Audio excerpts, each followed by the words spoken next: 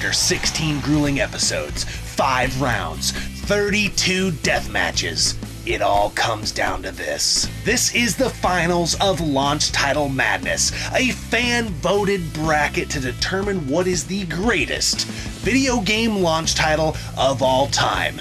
Hearts have been broken, dreams have been shattered, souls have been pissed on, and hopes and dreams have been stomped out like a piss-poor cigarette. It's time to put a nail in this series' coffin and bring finality to this series. Welcome to the finals of Launch Title Madness. Settle down, bud.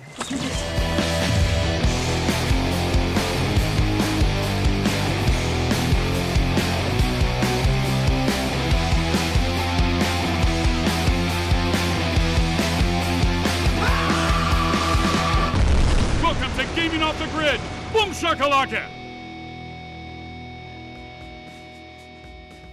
It's here. It's episode 17. 17 grueling episodes, 16 up to this point of Launch Title Madness. Wow. I've had a blast with this series. This series has been insane. I think we started the series all the way back in March. Yeah. It's the end of September now. This is absolutely crazy. There has been fights. There has been people getting upset in the comment section. There's been friends that have not been friends anymore because of this series. Yeah.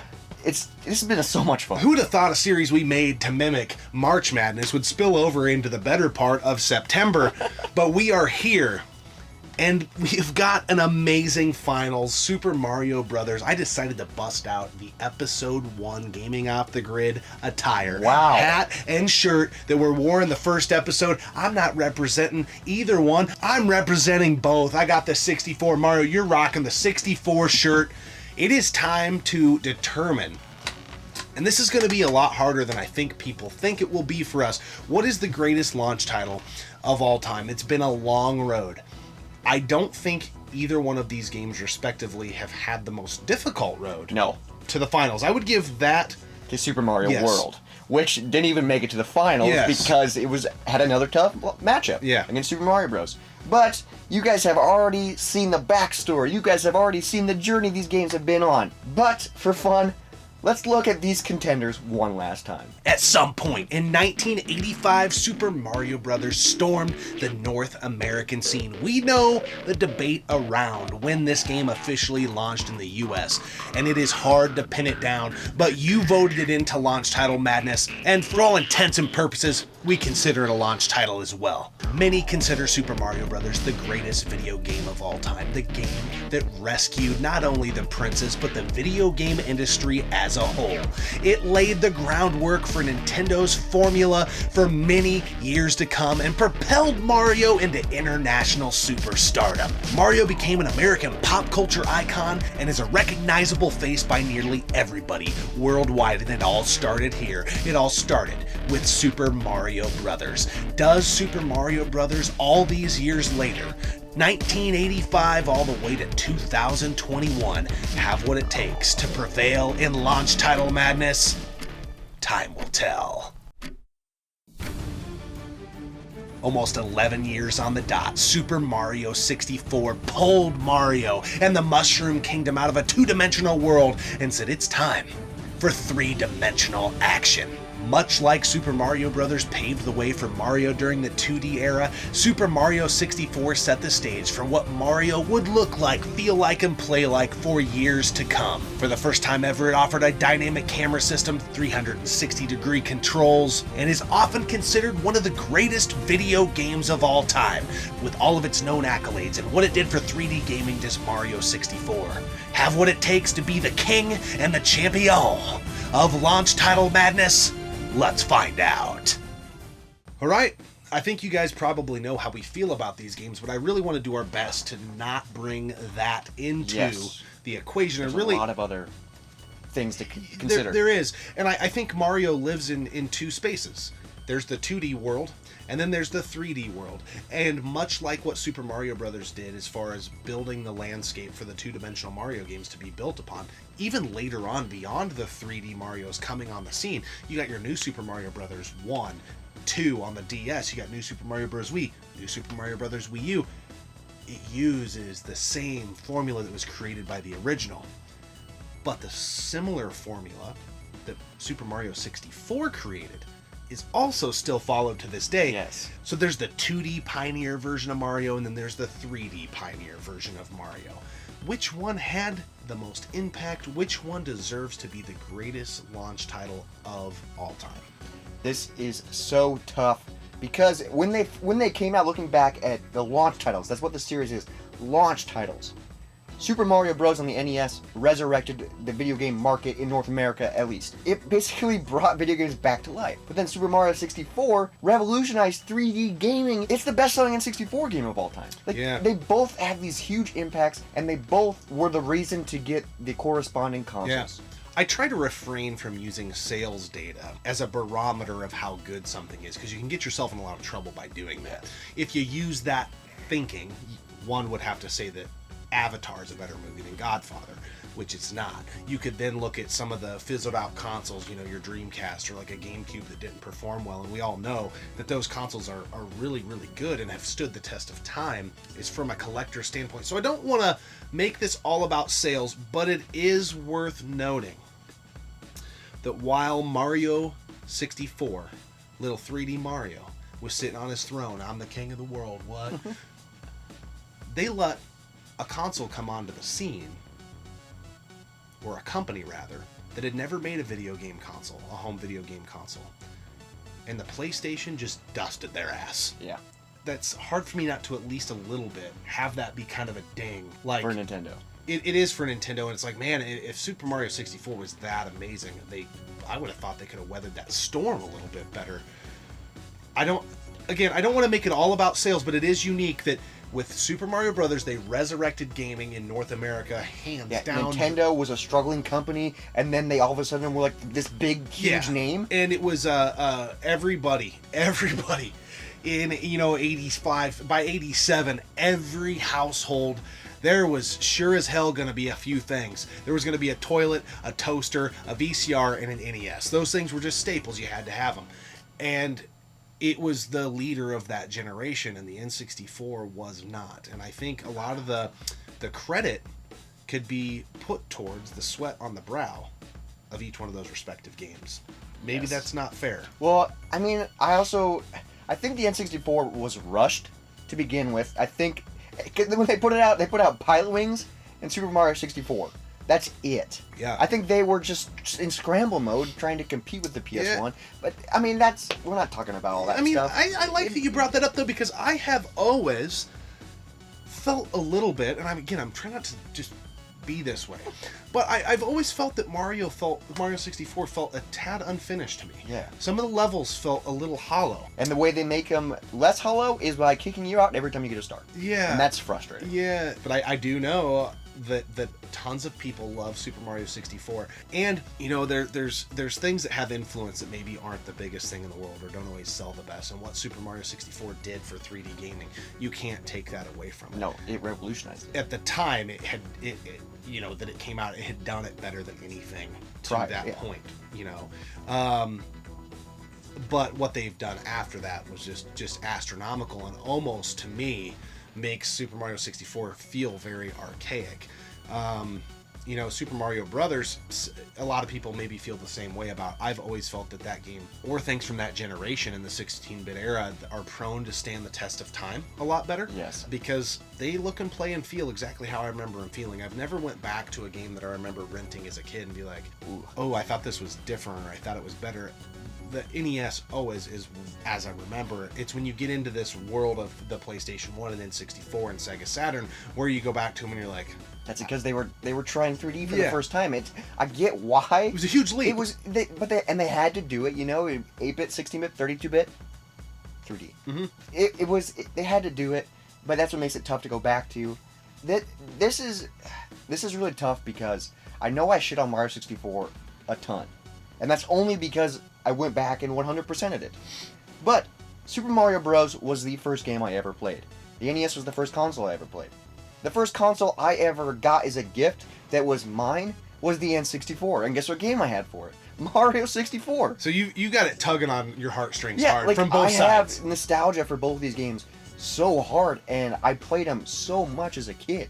So I know I shit on Mario 64 a lot, but I secretly love it like nostalgia-wise in my heart, because this is mine. I feel the N64, we've said this on the channel before, my memories and my time with that console with friends and playing it are my greatest video game memories of all time. But I gotta leave them back there because they look really good in the rearview mirror at a distance. But you play them now and it's really hard to reinvent that experience, in 2021, just because of that early dipping of the toe in the water of 3D gaming. And I don't want to browbeat Mario 64 for that. But I do think, had Mario 64 had the impact, I think I would feel differently about this discussion had Mario 64 had the impact that it launched the 64 and 3D gaming and crushed Generation 5. Yeah, it was the top seller. It was like, this is the ass-kicking machine, unequivocally, and this game is the best game, unequivocally, of the generation. But man, the door was open and Sony came in and just freaking piss-pounded Nintendo.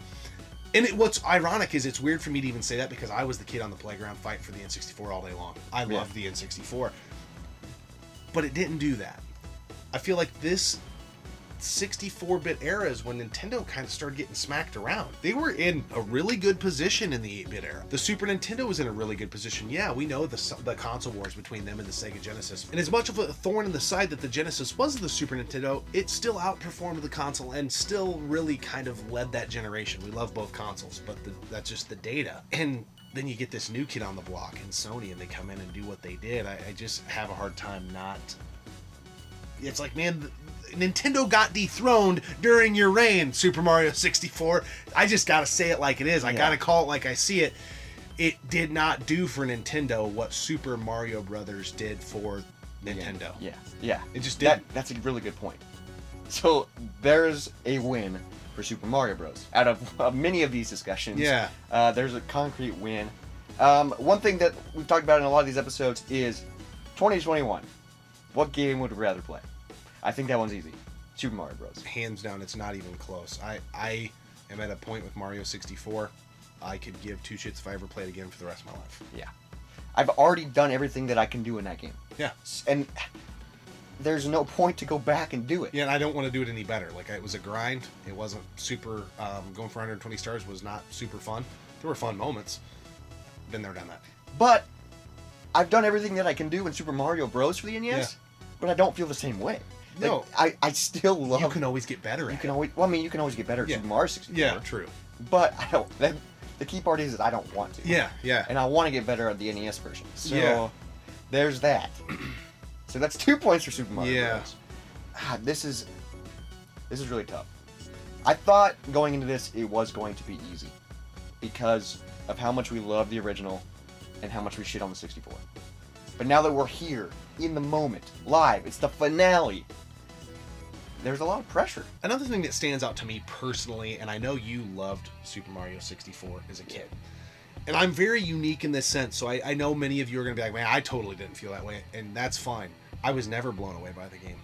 I remember I'd like having a pit in my stomach when I got out of the garage sale that I shouldn't have kind of really tugged on my dad or my mom, whoever was with me, to get me it, because I was like, I don't like this.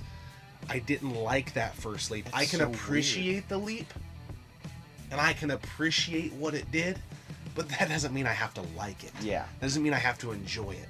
You know, there's all sorts of movies that did great things for film that I don't like watching. There's all sorts of bands that were very progressive in nature that I don't give a care about. That's a really good point. It is shocking though that as a kid you didn't like it. I didn't. I would have much rather played so many games. I mean, it would have not even. I had quite a bit of N64 games. I never beat it as a kid entirely. I helped my brother beat it. Like when he'd get to parts he couldn't do, just never liked it. And I never had to force myself to like Super Mario Brothers. It's just so natural. Yeah, it is. It's natural. It feels great. It's tight.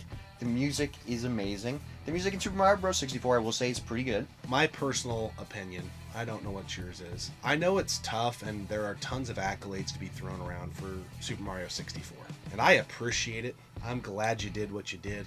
I'm so glad that you laid the groundwork for Mario Sunshine, that you laid the groundwork for Super Mario 3D World, that you laid the bricks on the yellow brick road for Mario Galaxy 1 and 2, Odyssey. And that you set the stage for Odyssey. I thank you for it. But that's about all I got for you. I don't think this is close. I think more people on this planet were impacted by Super Mario Brothers. I think it's one of, if not the most impactful video game for video gaming as we know it. Yeah. How would it have came? How would it have shaken out? Would you have ever gotten a Sonic? What sort of platforming things would not have happened if Super Mario Brothers never existed? I don't even want to know that world. I'm okay living in a world if Super Mario 64 had never happened, because somebody else would have figured it out. Yeah. Oh. That's what I got. I'm trying so hard not to be biased and just shit on Mario 64, because that's what I do. And then this is like the finale, so I gotta give it a fair shot. But I will 100% agree. Super Mario Bros. For the NES. And I know people are gonna be like, it's not a launch title. Doesn't count. There's so much wacky information around that. NES Complex says it's a launch title. Some other people don't. There are people that worked for Nintendo of America that had the game when they were doing test markets, though it wasn't available for sale in the actual market. It was really murky. The whole North American NES launch was murky. But most people's first Nintendo game that they remember getting in North America is Super Mario Brothers. I think it's okay that it wins. You don't have concrete data. You got people that worked for Nintendo, legitimately, Nintendo of America, that say yes it was, and you got other people that say, I think it was a few weeks later. Nobody freaking knows. Nobody knows. You can go do your own research, and you're going to come to the same sort of dead ends we have. We've got a pretty good resource, I feel like, in Complex, and he's pretty dialed in. So, I'm okay with a little bit of wishy-washiness on whether it is or it isn't, it being the greatest launch title of all time. Yes. Can we declare it? To Gaming Off the Grid, Super Mario Brothers on the NES. It came, it saw, it conquered. It delivered the platform for video games to thrive in this country. Had the NES failed, who knows how long it would have taken to become a commercial stranglehold that it became. Yeah. We owe this freaking stupid little plumber, we owe him so much gratitude for what he did in 1985. What's crazy is back then when this game came out, we owe him so much credit for starting not only the Mario series, but all these other spin-offs and variants and all this other stuff. Like, we probably wouldn't have Smash Bros. We probably wouldn't have Mario Kart. Yeah. Without the, it's just all these things are built. The little bricks are built off these first games. That this game comes out and it fails. Everything you just talked about, down. They don't make him their show pony. No, who knows? They move on to a different character. Does it become Kirby? Ugh. Fuck him. I don't want to know Kirby a world sucks. where Kirby's the head honcho. I don't hate Kirby. Don't love Kirby. Don't want him to be the head honcho. He's okay being in the locker room. I don't want him to be the quarterback. I like what happened because this game landed and did well. It could have fallen on its face. It would have been a different landscape. I think people lose sight of that. I also think people lose sight of how mind-blown people were when they played this. Minds were way more blown when people played this game, I feel like. And everybody wanted to play it.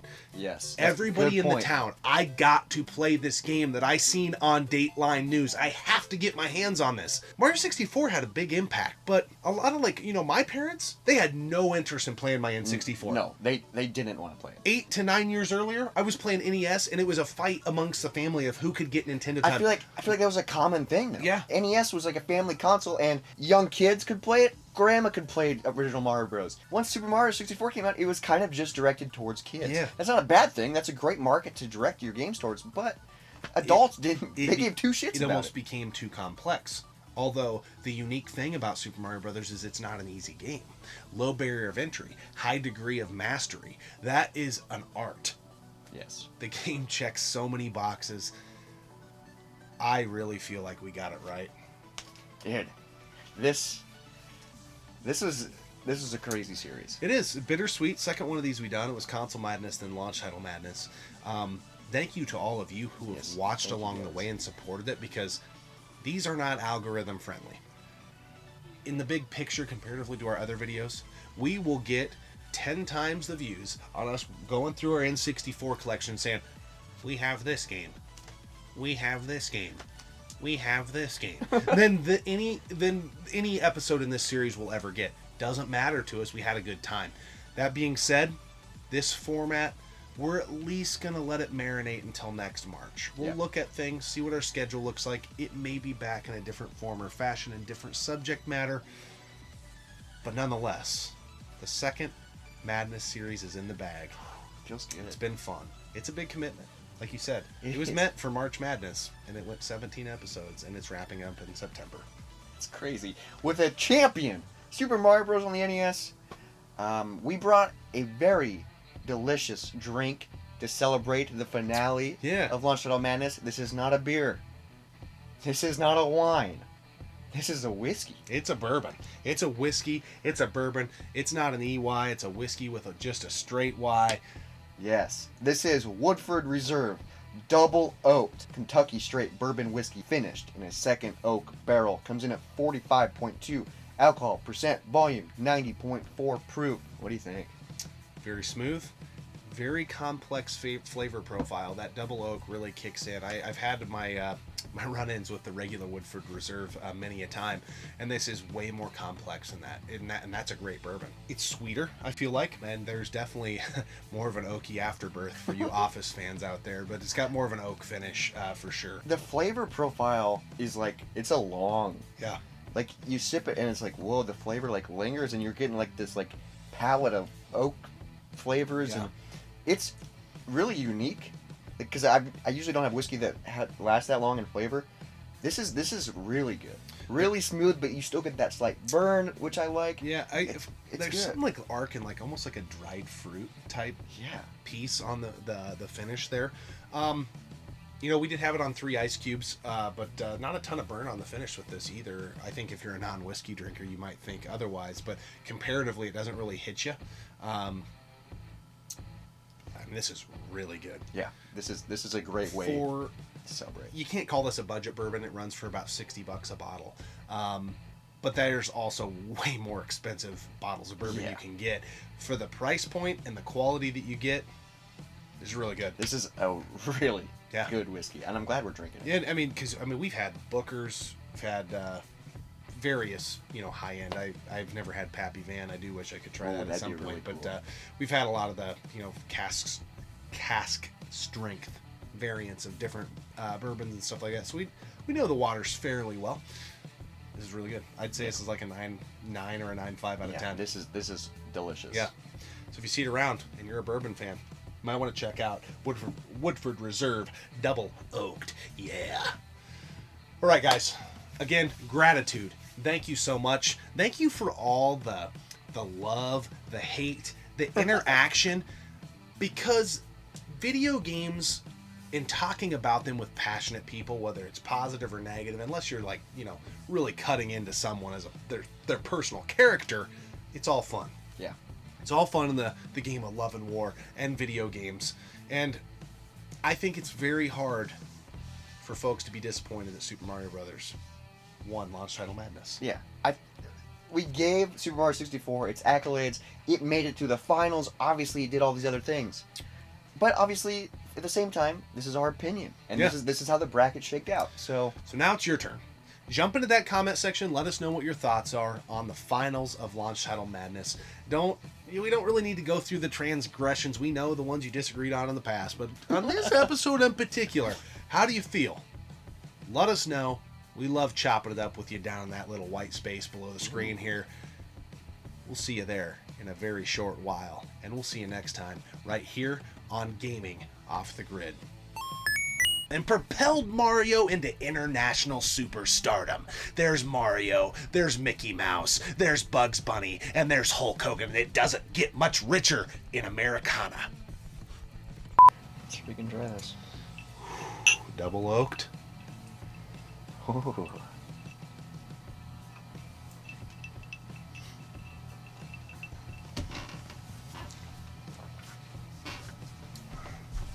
Whoa. A lot of flavor going on there. Yeah, that's Richie. have what it takes to be the king and the champion of launch title madness? Let's find out. Champion. But today we're just going to discuss them. Yeah. What is the greatest launch title? You guys know the history. You guys know the journey these games have been on. But I think just for fun, let's look for historical context